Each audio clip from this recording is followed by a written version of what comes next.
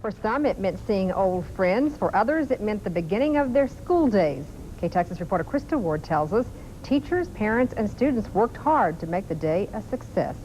Mommy, Daddy! Adam. Well, it's the first day of school, and you might think that some of these kids would be a little nervous, but if you ask some of them, you'd be surprised to find out they're taking it all in stride. You want to come to school? Why? So I can learn something. All right, come on, my kids. We can't take our mat or glue or our pencils or our crayons. Oh, you can't? Have to leave them at school? Or our scissors. Have to leave them at school? Okay. For tomorrow. Take a nap? But some of these kids were honest enough to admit they were just a little Were you scared. nervous about it? Why? Why were you nervous? I don't know. I'm just always nervous on the first day of school. It was sort of topsy-turvy. We learned the rules, and no big work so far, but tomorrow it's probably going to change up. That's why school administrators want parents and teachers to come to their aid and help them as much as possible. Teachers need to be ready. They need to have a lot of things planned. They need to be sure that they're calling the children by name because this is important to the child. They need to be sure that they have some activities planned where the child has something in hand to take home. That was my big thing, is just listen to the teacher and try to get along with the little girl that sits next to you, and, you know, so that's pretty much what I told them. Most of the kids found their own way to cope.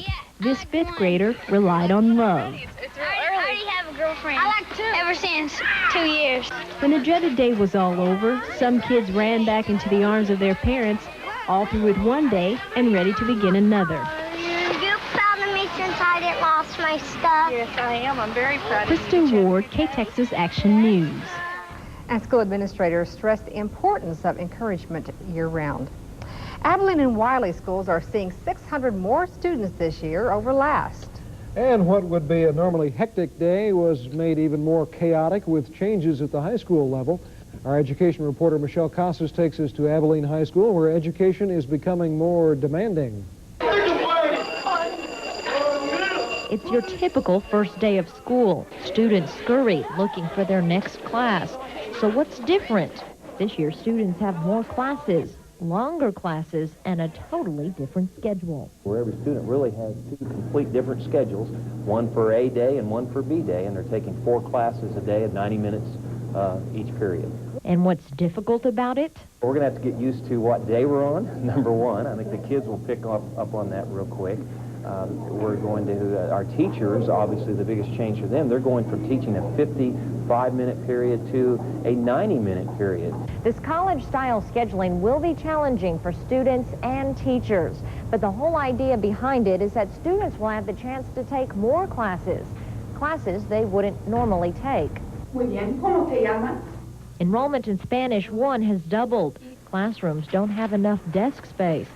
Overall, 14 new sections of foreign language classes have been added to meet the demand of students. Under a new block scheduling, students have a lot more room in their schedule for electives. So we have a very distinct increase in our enrollment in foreign language. In the block schedule, students take 2 more classes than they did last year, meaning 21 credits is no longer the minimum to graduate.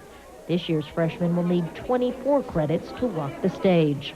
Not on there. It's the latest trend in high school to meet the newest recommendations from Austin.